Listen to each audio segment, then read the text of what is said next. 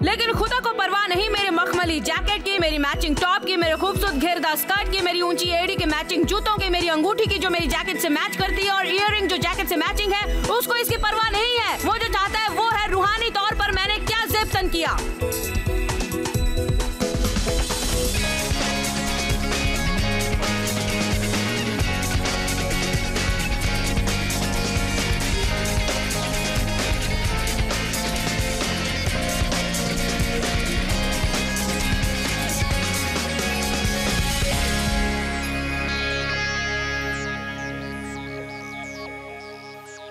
लुत्फ उठाइए रोजमर्रा की जिंदगी का में शरीक होने का शुक्रिया। बाइबल में है कि हर शख्स को उसके मुताबिक ईमान दिया गया है और उसमें आप भी शामिल हैं।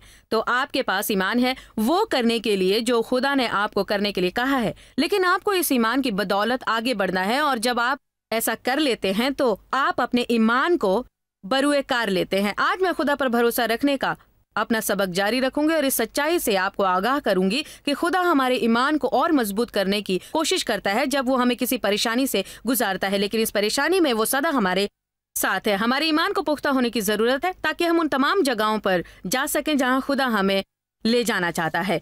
आज के इस पैगाम का लुत्फ उठाएं। ईमान को बरूए कार लाना चाहिए, उसे बेकार नहीं बिठाया जा सकता, उसे हरकत में रखना जरूरी है। हकीकत में पतरस 1 में मेरे ख्याल में यह कहा गया है, हर तरह से अपने ईमान का इस्तेमाल करने की कोशिश किए जाओ। वो दर हकीकत ईमान के इस्तेमाल के लिए कोशिश दरकार है। ये इस्तेमाल कैसे करते हैं? दुआ से, बातचीत से और अमल से। आप दुआ में अपने ईमान का इस्तेमाल करते हैं। गर्मजोशी और पूरा सर ढंग से की हुई रास्तबाज की दुआ बेइंतहा कुव्वत बख्शती है। दुनिया में सबसे बदतर चीज जो आप कर सकते हैं वो है दुआ ना करना। जैसे ही आपको मसला हो वैसे ही आप दुआ कीजिए। ये जाहिर सी बात है। जब यहोशफत अपने दुश्मनों से मुकाबला करने गया, जब उसके दुश्मनों ने हमला किया, तो कहा गया है पहला काम जो उसने किया वो थी दुआ, खुदा से मदद की। सिर्फ चूंकि हम ईसाई हैं इसका यह मतलब नहीं कि सारे काम खुद ब खुद हो जाएंगे। सिर्फ इसलिए कि आपके पास ईमान है तो यह मतलब नहीं कि ईमान से आपको फैज भी पहुंच रहा है। मैं ईमान वाला शख्स हूं, रा। तो इस हफ्ते आप क्या कर रहे थे? इस हफ्ते आप क्या दुआ कर रहे थे? इस हफ्ते आप क्या कर रहे थे? पहली बात जो मैं आपसे कहना चाहती हूं कि जब आप ईमान का इस्तेमाल अपनी जिंदगी की किसी जरूरत को पूरा करने के लिए कर रहे हो, तो जब आप ईमान का इस्तेमाल अपनी जिंदगी की किसी जरूरत को पूरा करने के लिए करें तो प्यार से पेश आना ना भूलें। यह बहुत ही अहम है क्योंकि गलातियों 5:6 कहता है कि ईमान सिर्फ प्यार के जरिए काम करता है। आइए उसे देखते हैं। गलातियों बाब 5 आयत 6। मैं समझती हूं कि बहुत बहुत बहुत सारे अहले ईमान हैं जो ईमान पर चलने की कोशिश कर रहे हैं पर उनका कुछ भी भला नहीं होता क्योंकि वो प्यार की राह पर नहीं चल पाते हैं। आप ईमान पर भी चलें और साथ साथ लोगों से बुरा सलूक भी करें और फिर उम्मीद करें कि कुछ अच्छा नतीजा बरामद हो, यह नहीं हो सकता। मैं अच्छी तबलीग कर रही हूं और यह तो शुरुआत है। आप ईमान पर अमल करें इस उम्मीद से कि अच्छा फल मिलेगा और साथ ही लोगों से बदसलूकी भी करें। क्या होता है जब हमें कोई मसला पेश आता है? हम झुंझलाहट में रहते हैं, हम किसी की नहीं सुनते और न किसी को बोलने देते हैं। हम समझते हैं कि चूंकि हम मसाइल में घिरे हैं तो हमारा हक बनता है तुनक मिजाजी और बदतमीजी का। मैं ऐसी जिंदगी में परेशान हूं तो मैं दूसरों को भी परेशान करता रहूंगा। लेकिन देखिए, अगर सच कहूं तो ये इम्तिहान का एक हिस्सा है हमारे अंदर के खुराफात को बाहर निकालने का, इससे पहले कि खुदा हमें वो अता करे जिसकी तमन्ना हम उससे करते आए हैं, जिसकी दुआ हम उसके सामने करते आए हैं, जो हम उससे मांगते आए हैं। ठीक है, तो क्या अब आप बड़ी चीज के लिए तैयार हैं? आप खुद को उस वक्त तक नहीं पहचान सकते जब तक आप दबाव में ना हो।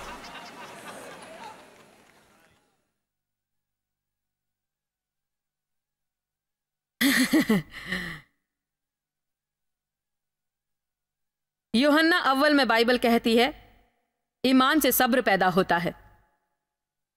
बहुत ही ज्यादा खुशो खुरम रहो जब किसी किस्म के इम्तिहान या रंज में मुब्तला हो, क्योंकि इससे सब्र पैदा होता है। सब्र पैदा होता है। तो इससे पहले कि मुझ में सब्र पैदा होता, बहुत सारी जिम्मेदारियां थोप दी गई। मैं इसे पढ़कर सोचती हूँ, मुझे पता नहीं मैं कब सब्र करना सीखूंगी। और ये वो नहीं जो वो मुझ में उभारना चाहता है, वो मुझसे निकालते हैं झुंझलाहट, गुस्सा और जलन।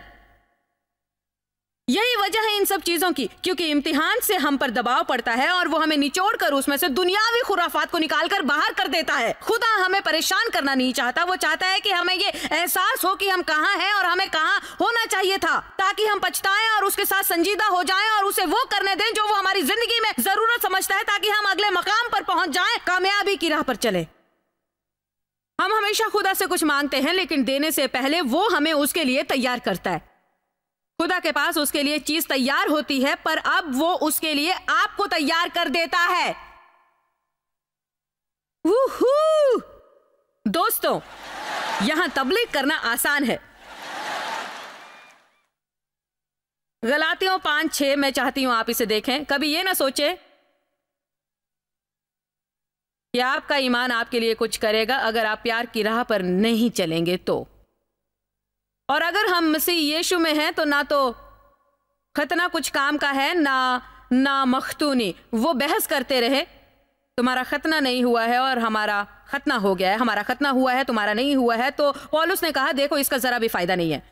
जो अहम है वो ये है, तो ईमान असर करता है, तवानाई पाता है, वाजे होता है सिर्फ और सिर्फ प्यार के जरिए। तो ये मेरी जिंदगी में बहुत बड़ी बात थी। मेरा मतलब सचमुच मेरी जिंदगी की बहुत बड़ी चीज थी, क्योंकि मैं समझती थी कि मैं ईमान व इख्तियार वाली बड़ी अजीम औरत हूं। 70 की दहाई में मैं संजीदगी से खुदा के साथ जुड़ गई, जब रूहुल खुद मुझ में समाए और कसरत से रूहानी इनायतों और रूहानी जंगो जदल की तालीमात दी जाती, और ये सब और वो सब, और मैं समझती थी कि मैं रूहानी देवी बन गई हूँ। मेरे पास टी शर्ट थी, सभी सेमिनारों में मैं शिरकत किया करती थी। मेरे पास यीशु की नकली हीरो वाली पिन थी।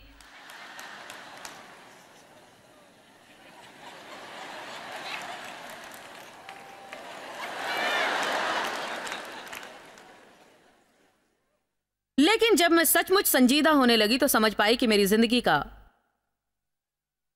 कोई मतलब नहीं है। मैं चर्च में बड़ा दिखावा करती, पर घर जाकर अंदर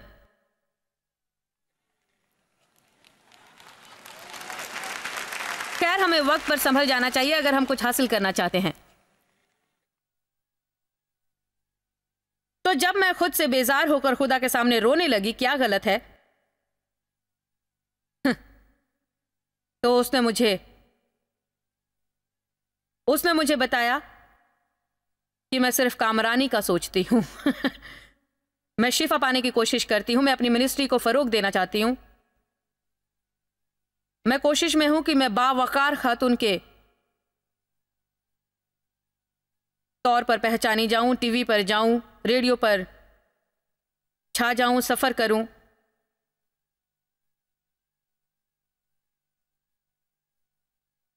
प्यार का ना सोचूं। मुझे ताज्जुब है कि कामरानी पर कितनी किताबें हैं बनिस्बत प्यार के।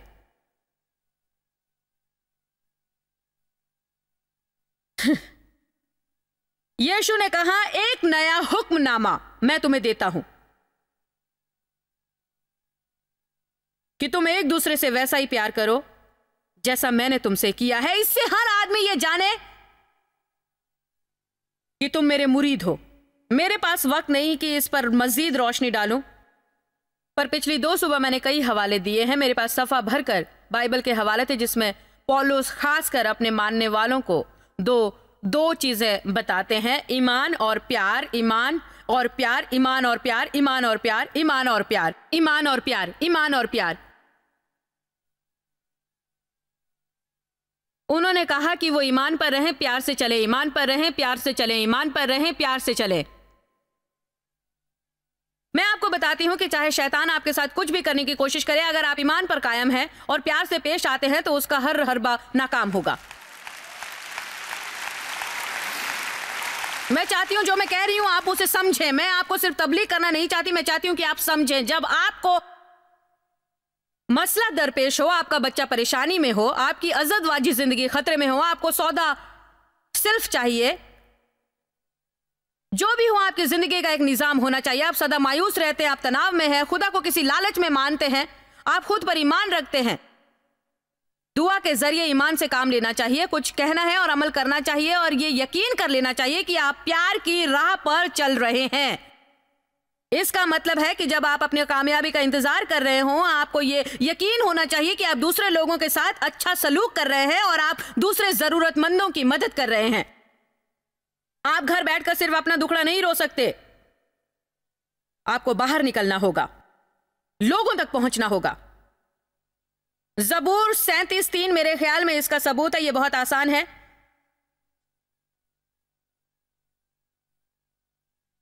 लेकिन एक दिन पता है मैंने इसे देखकर क्या सोचा? मैंने सोचा हाँ, तो ये है।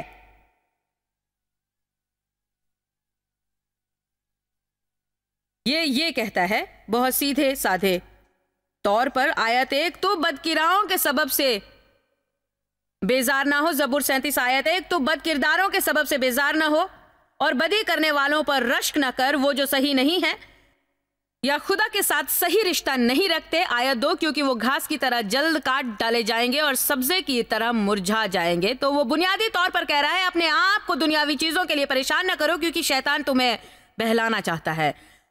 भरोसा करो, इन्हिसार करो, यकीन करो और पूरा एतमाद रखो खुदावन पर, और नंबर 2 नेकी करो। तो मैं समझती हूं कि अरसे से हम लोगों से कह रहे हैं खुदा पर भरोसा रखो, जो सही है, बिल्कुल सही है, लेकिन मेरे ख्याल में इसका दूसरा पहलू भी है। क्योंकि मैं आपको बताती हूं, अगर आप खुदा पर भरोसा रखते हैं और साथ ही साथ गैर मुहज्जब और ना हमवार भी हैं, तो कोई फायदा नहीं है। अगर आपका खुदा पर ईमान है लेकिन आपने खुद को अलग कर रखा है और खुद पर अफसोस करते हैं और अपने जख्म भरने में लगे हैं, जबकि बहुत सारे लोग हैं जो आपसे भी बदतर हालात में हैं। आप अपने लिए बीज उस वक्त बोते हैं जब आप किसी और की जिंदगी को बेहतर बनाने की कोशिश करते हैं, और जो आप दूसरों के लिए करते हैं वही खुदा आपकी जिंदगी में करता है। ठीक है, बहुत कुछ है जो मैं कहना चाहती हूं। बाइबल कहती है प्यार से पेश आओ। यह दिलचस्प बात है ना, पेश आओ। आपको पता है ऐसा क्यों कहा है पेश आओ? क्योंकि यह अमली लफ्ज है। इसका मतलब है कि आप महसूस क्या करते हैं उससे मतलब नहीं है। प्यार महसूस करो कहा गया है, प्यार से पेश आओ ये वो है जो आप इरादतन करते हैं। आप इरादतन पेश आते हैं, इसका ताल्लुक हमारे तर्ज अमल से है।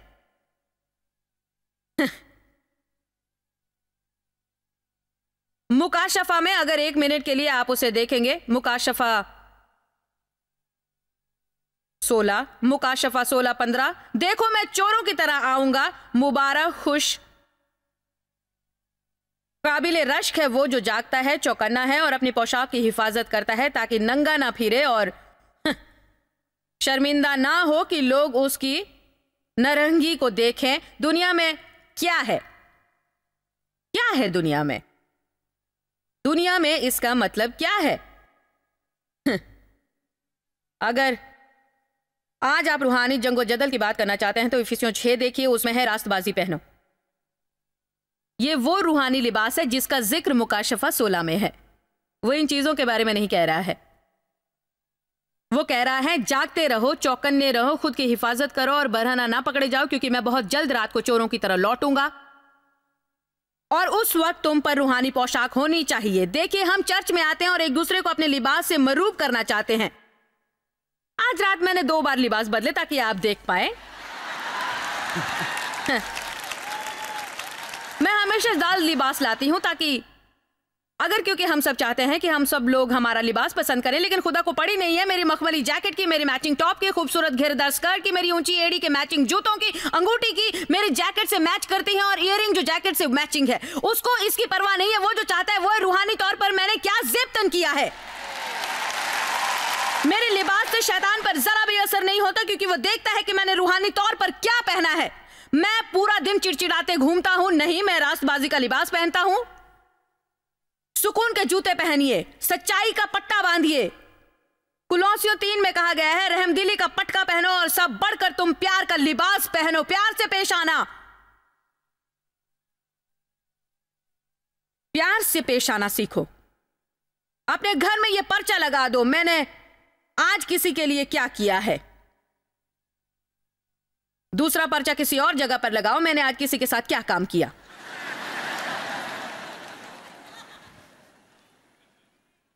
ये मेरे लिए भी है, सिर्फ आपके लिए ही नहीं।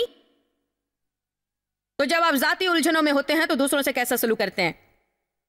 दूसरी बात जो ईमान के बारे में मैं आपसे कहना चाहती हूं वो ये कि ईमान से जिस्मानी तवानाई मिलती है। तो आज बहुत से लोग होंगे थके मांदे, निढाल, नातवा और एकदम मुरझाए हुए। इसकी कुछ वजह है, हमारे खाने पीने का तरीका, और कुछ है बहुत ज्यादा मसरूफियत। लेकिन ज्यादातर यह रवैये की वजह से है, क्योंकि जब आपको उम्मीद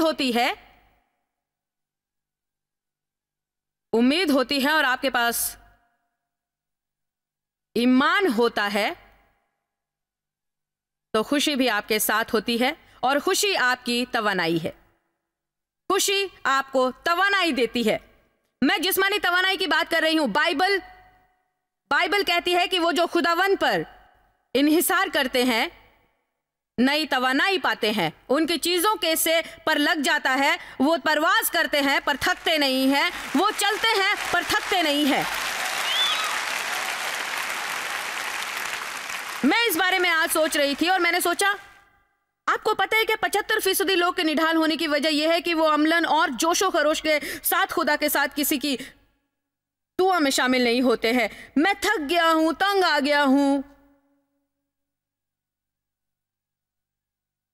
मेरा मतलब, मैं एक अरसे से खुदा से मानता हूं, उनसे दुआ करता हूं, उनको मांगता हूं, पर कुछ नहीं होता। मैं थक गया हूं। मैं क्या करूं, समझ में नहीं आता। मसला क्या है, मुझे कुछ समझ में नहीं आ रहा है। अब क्या होगा मेरी जिंदगी का। और आपको पता है, ये करने के लिए दुनिया में सबसे आसान चीज है, ये जिस्म की फितरत है कि इसी तरह से सोचता रहता है। इसलिए ये सारी चीजें हमें इरादतन करनी चाहिए। हमारा ये मकसद होना चाहिए, हमें फात होना चाहिए और ये फैसला करना चाहिए कि हमें कैसे जीना है। हम सिर्फ अपने जज्बात की रॉ में नहीं बह सकते, क्योंकि अगर मैं वो करूं तो महसूस करती हूं एक दिन किसी को थप्पड़ नहीं मार सकती। हाँ, अगर आप सच्चाई जानना चाहते हैं तो मेरा यह हफ्ता बड़ा खराब गुजरा।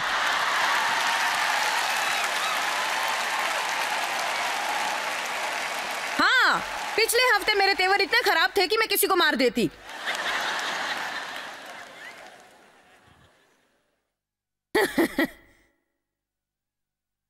लेकिन मैं यहां हूं, प्यार करती छोटी सी प्यारी चीज से, खुदा के फरमान को बजा लाती, दिल से तबलीग करती।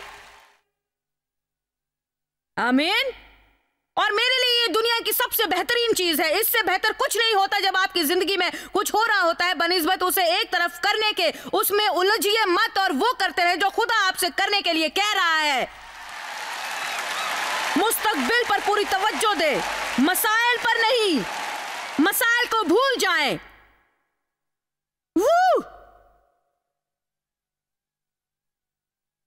ईमान जिस्मानी तवानाई देता है। वो देता है इसलिए अगर आप सदा निढाल हैं तो अपना रवैया देखिए। नंबर 3, ईमान आपकी हिफाजत का हथियार है। यह आपकी हिफाजत करता है। तो क्या मैं अपनी ढाल ले सकती हूं? इफिसियों 6 में है, ईमान की ढाल उठा लो। मेरे ख्याल में यह दिलचस्प है। उठा लो। दूसरी चीजों के बारे में नहीं है। उसमें है उसे पहन लो, रास्तबाजी पहनो, सच्चाई का पट्टा बांधो, निजात का हेलमेट पहनो, सुकून के जूते पहनो।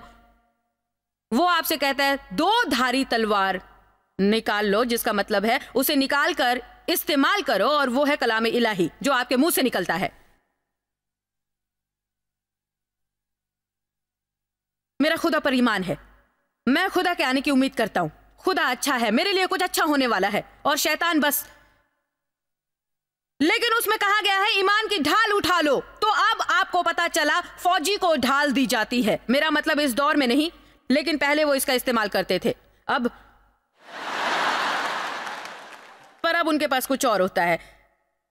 पहले बाइबल के दौर में उनके पास ढाल होती थी, तो कौन सा फौजी इतना अहमक होगा कि घमासान लड़ाई में जाए और बिल्कुल ऐसे ही जाए?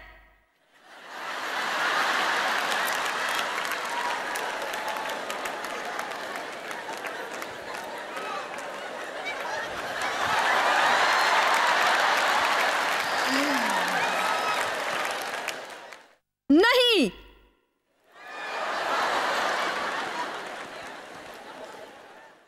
और यही आपको ईमान के साथ करना है। आपको उसे उठाकर उसका इस्तेमाल करना है और अपनी जिंदगी में अमल करना है। मैं समझती हूं जिंदगी में सबसे अच्छा काम जो हम कर सकते हैं वो ये बाआवाज़ बुलंद करना है, मुझे खुदा पर भरोसा है। देखिए, पौलुस ने कहा मुझे खुदा पर भरोसा है कि तमाम चीजें वैसी होंगी जैसा खुदा ने मुझे कहा है कि वो होंगी। हो सकता है इस वक्त आप महसूस कर रहे हो कि आप मुताबादल रास्ते पर हैं। हो सकता है आप महसूस कर रहे हो कि आप सीधे रास्ते पर थे कि अचानक आपको कुछ हो गया और आप, लेकिन आप इतना कहें कोई बात नहीं, अगर मैं मुतबादल राह पर चल रहा हूं तो इसके लिए खुदा जानता था कि आगे कुछ ऐसा है जिससे मुझे तकलीफ पहुंचेगी, और ऐसे में उसने मेरे लिए ये किया है। वो मुझे वहां से ले जाएगा जिस तरह से वो चाहता है। मेरा खुदा पर ईमान है।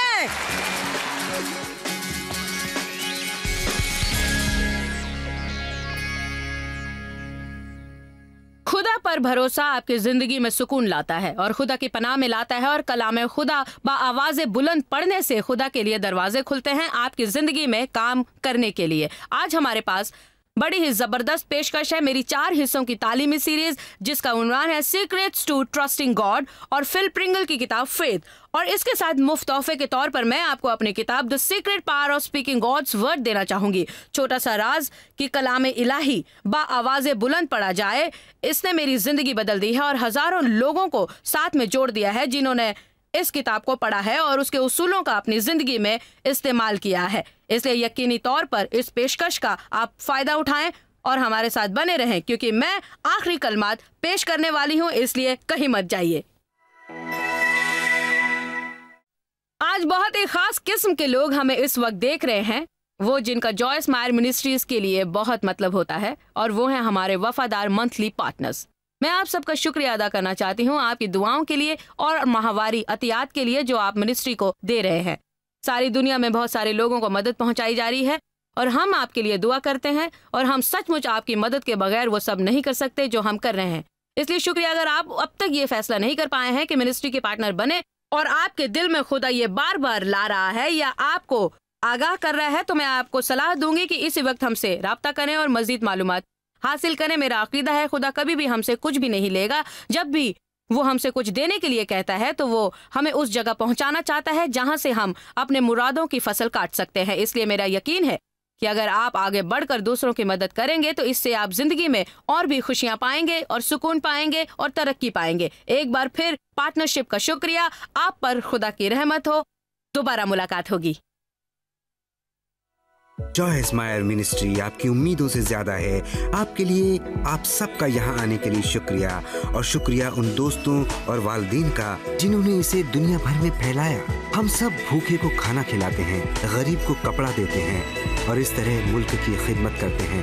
आप joycemeyer.org पर विजिट करें और अपनी इब्तिदाई इबादत हमारे साथ बांटें। देखिए जॉयस के अजीम बयान और हमारे साथ शामिल हो जाइए यीशु की मोहब्बत भरी दुनिया में।